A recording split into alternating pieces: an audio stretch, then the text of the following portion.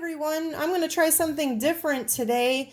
I really want you to see an accurate picture of the lesson in your book. So I'm just going to record a video of what's in your book instead of me drawing it on the board. It wouldn't be as accurate. So since this is a math lesson, you need to go and get your math book and open up to page 703.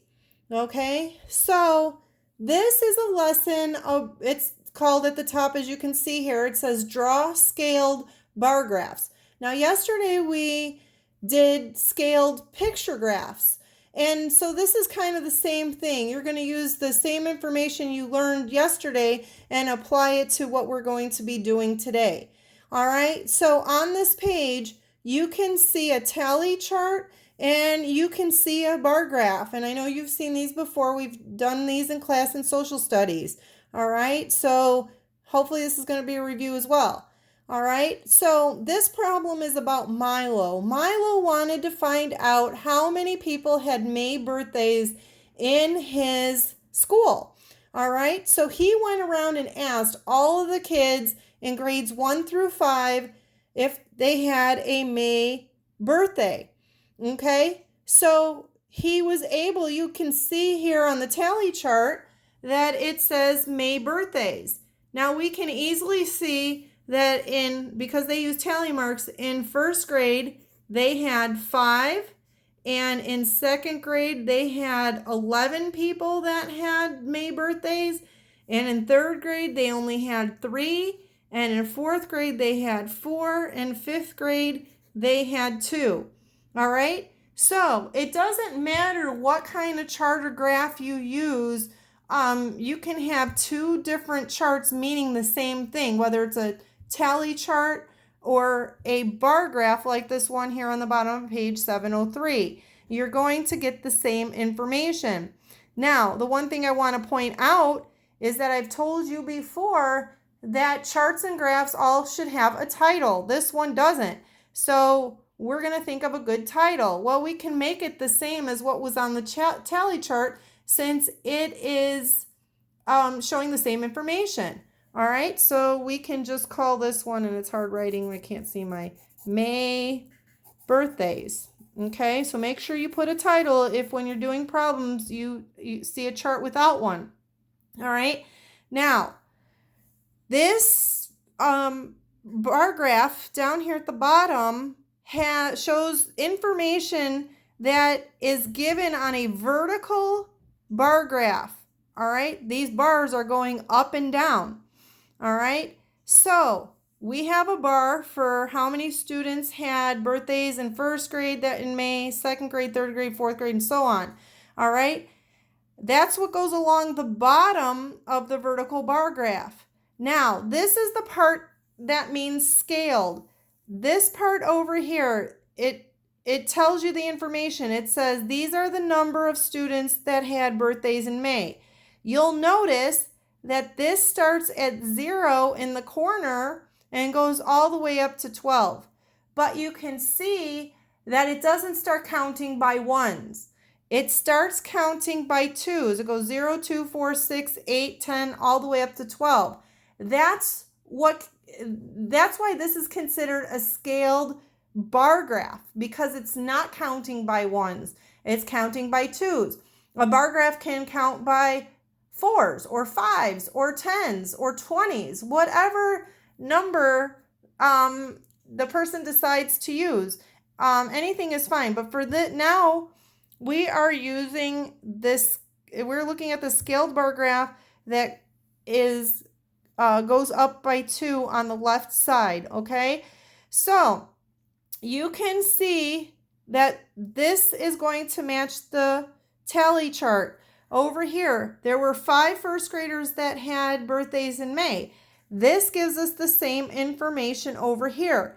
But I want you to notice that this bar does not stop on a line. It's halfway in between the 4 and the 6. Okay, you can't look at that quickly and say, oh, it's 4. No, it goes beyond the 4 line, okay? It's halfway in between. So you have to think to yourself, what number is halfway in between 4 and 6? Well, 5 people in first grade have birthdays in May because the line stops halfway in between. All right, and it matches what we have here on our tally chart. Same thing for second grade. This bar does not stop at a line. It's halfway in between the 10 and the 12, so we have to account for that. That is going to be 11 students in second grade have birthdays in May. All right, so each one of these lines here stands for 2 students. All right, because we're counting by twos on the left. All right, so this is from these numbers here are called the scale. Remember, I said this is the scaled bar graph. What scale are they using? Well, they're counting by twos. They can count by 5s or 10s or 100, whatever. Okay, so each line here drawn on this vertical bar graph equals 2 students. All right, so it has to have a title. This is a vertical bar graph because the bars are going up and down, and the rows have to be equal. That's why I didn't want to really draw this on the board, and I'm doing my video this way today. Okay, so the information on this bar graph is the same as the information about May birthdays on the tally chart. They're both showing the same information. You can, a person can always decide which way they want to show the information or the data. All right, so, I'm going to turn over to this page and show you, this is the same thing. This is a bar graph, but now it's just a horizontal bar graph, meaning the bars are going to go the other way. They're going to go from left to right. All right, and you can see now the scale has changed. The scale is down on the bottom of the graph here instead of the left side. But I'm going to ask you, what is the scale that they're using? Look at these numbers. All right, they start at 0 and they go all the way to 12. So this is the same as the other one. They are counting by twos. All right, so they must have asked somebody. The title tells us this is about favorite summer sports. How many people like tennis, swimming, basketball, and biking? All right, well, we can easily see that the line stops, the bar stops at 6 for biking, so 6 people like biking. This one, basketball, is halfway in between, so it's halfway in between 6 and 8. We know if we're counting by ones, the number in between 6 and 8 would be 7.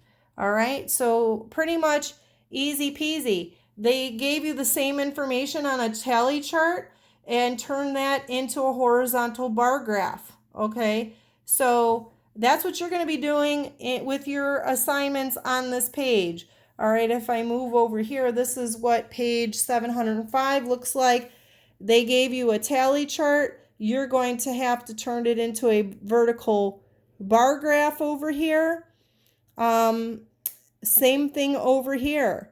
Make sure you give your graphs titles, okay? So you're going to do these 2 pages, and I don't think that this is going to be very difficult either. And I'm sure your parents will easily be able to help you with these because I'm sure they know a lot about bar graphs too. All right, because this is like a life skill, all right, when we have to look at information. So if not, if you don't understand, you can send me an email, and I will get back to you as soon as I can. This is my last math lesson for the week. I don't think we're going to be having, I don't know about Monday because we were supposed to be off on Monday. I don't think we'll be doing e-learning on Easter Monday. But I will see you with a new math lesson on Tuesday. It might be a long time. It seemed like a long time from now. But I'll be posting a new math video for each new lesson that we have. All right. So it was great seeing all of you guys in the Zoom meeting. I'm going to plan more of those, and hopefully we can get everybody to join us at the same time. All right. Bye, guys. See you later.